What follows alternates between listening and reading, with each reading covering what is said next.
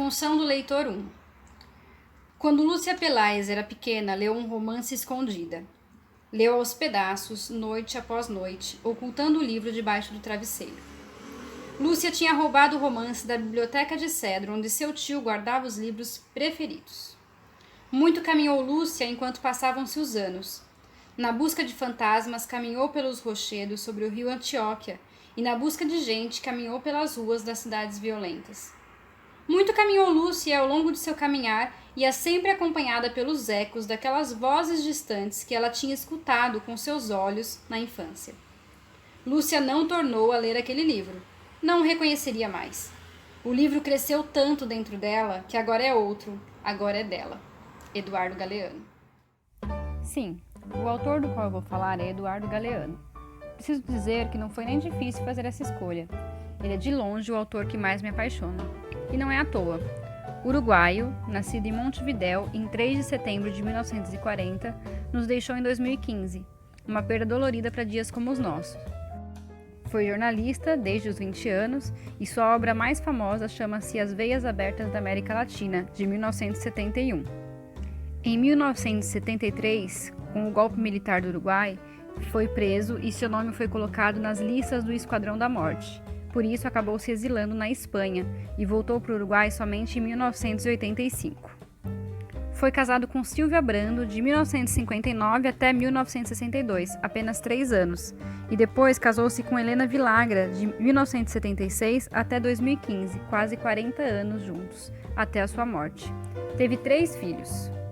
Mas a verdade é que a biografia do Galeano não cabe em apenas uma página. Não é à toa que seus livros falam de muitos encontros com muitas biografias importantes em muitos lugares do mundo. E seus textos falam de uma América Latina viva e resistente, cheia de contos e histórias que precisamos continuar passando adiante. Uma das características mais conhecidas do Galeano era a sua paixão por futebol. Ele torcia para o Nacional do Uruguai e na juventude ele realmente pensou em ser jogador. Na Copa do Mundo, ele se trancava em casa e colocava uma placa no portão escrito "Fechado para futebol". Ele tem até um livro, todo dedicado somente a esse esporte. Chama Futebol, ao Sol e à Sombra. O livro traz vários contos curtos sobre jogadores, sobre partidas de futebol e tem até algumas críticas ao esporte e à organização dele no mundo. E se você me perguntasse, mas por que ler Galeano? Por que eu sou apaixonada por ele? Eu daria 5 motivos. O primeiro, porque em seus livros, em seus textos, há um espaço muito importante para o riso. Cabe um humor nos seus textos. Embora ele faça várias críticas e várias contestações, embora ele conte uma história dura da nossa sociedade, ele sempre deixa um espacinho para a gente sorrir também. Não só porque há uma beleza poética em seus textos, mas porque ele realmente acha graça em pequenas ações humanas. Eu acho tremendamente bonito isso. Um outro motivo é que realmente é possível aprender sobre história e sociedade nos livros do Galeano. Ele realmente usa seus textos para fazer uma análise e até uma crítica à sociedade que a gente vive, e principalmente à sociedade latino-americana e a nosso espaço nesse mundo. Além disso, em seus livros, várias vezes ele comenta sobre personagens que ele conheceu presencialmente e que são fundamentais na nossa história, desde Pelé e Maradona até Mujica, Darcy Ribeiro. É bem legal olhar essas biografias pelos olhos dele. O terceiro motivo é que ele nos aproxima realmente da nossa identidade latino-americana. A noção de quem somos e onde estamos realmente neste mundo. E por que é tão importante a gente conhecer a nossa história e dos países que nos acompanham nessa jornada. O quarto motivo é que os livros e os textos de Eduardo Galeano misturam os gêneros. Eu até quero ler para vocês um trechinho da biografia que está nesse livro aqui, O Vagamundo, que diz assim, ó: Galeano comete sem remorsos a violação de fronteiras que separam os gêneros literários ao longo de uma obra na qual confluem narração e ensaio, poesia e crônica. Seus livros recolhem as vozes da alma e da rua e oferecem uma síntese da realidade em sua memória. É muito legal que essa mistura, essa prosa poética do Galeano consegue transformar textos super profundos e sérios em algo poético e delicado. O quinto motivo, e não menos importante, é que os textos do Galeano dão espaço para o silêncio. Mesmo seus textos curtos, precisam que a gente pare um pouco antes de passar para a próxima página. Especialmente para a gente conseguir notar quais são as nuances daquelas palavras. Às vezes a poesia e a graça escondem algo bem profundo e crítico em seus textos. Os livres. De dia são guiados pelo sol, de noite pelas estrelas, não pagam passagem e viajam sem passaporte e sem preencher formulários na alfândega e na imigração. Os pássaros, os únicos livres neste mundo habitado por prisioneiros, voam sem combustível, de polo a polo, pelo rumo que escolhem e na hora que querem, sem pedir licença aos governos que se acham donos do céu. Las pérdidas de las cosas, te confieso que nunca me importaron mucho, pero las pérdidas de las personas, sí, que me han dolido y en algunos casos me han dejado un huequito muy difícil de llenar. Pero bueno, este mundo está armado así. Sobre la base es un tejido de encuentros y de desencuentros, de pérdidas y de hallazgos, ¿no? Y el mejor de mis días es el que todavía no viví, o sea que a cada pérdida corresponden encuentros que no conozco todavía. Y por suerte la realidad es generosa y no te falla en eso.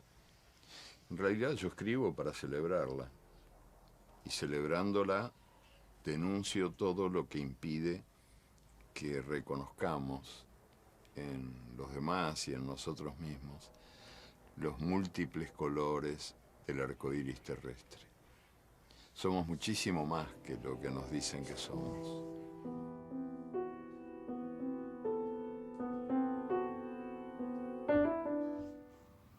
Galeano tem uma obra bastante completa. As Veias Abertas da América Latina é o seu livro mais famoso. O Livro dos Abraços é o meu livro preferido, sem dúvida, mas ele tem dois que eu sou perdidamente apaixonada, que é esse aqui, O Dias e Noites de Amor e de Guerra, e esse que se chama O Caçador de Histórias. Além disso, ele também tem um livro que está esgotado em todos os lugares, que é um livro ilustrado e, portanto, também infantil e juvenil, que se chama A História da Ressurreição do Papagaio. Essa história está dentro desse livro aqui, ó.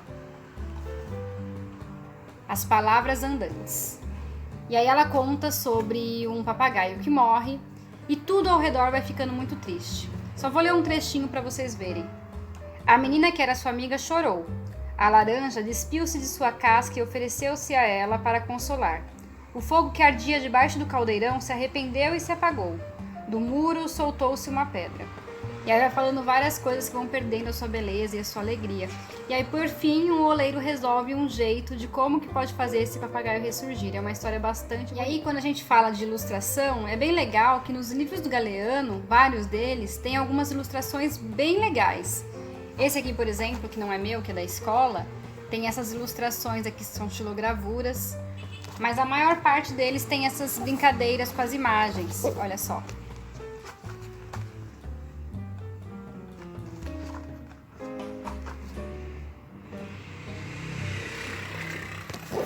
Mesmo no Livro dos Abraços, veja isso. E é bem bacana essa mistura da ilustração com o texto. A gente acaba sempre descobrindo uma coisinha a mais quando a gente repara nas ilustrações.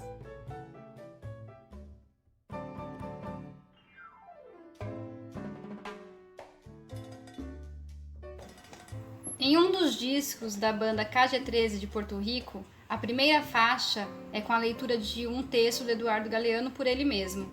Nesse texto ele diz que o abraço é o primeiro gesto humano. Eu acho lindo, espero que vocês também. O mundo.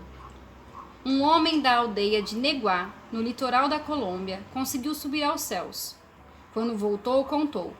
Disse que tinha contemplado lá do alto a vida humana e disse que somos um mar de fogueirinhas. O mundo é isso, revelou. Um montão de gente, um mar de fogueirinhas. Cada pessoa brilha com luz própria entre todas as outras. Não existem duas fogueiras iguais. Existem fogueiras grandes e fogueiras pequenas e fogueiras de todas as cores. Existe gente de fogo sereno que nem percebe o vento e gente de fogo louco que enche o ar de chispas.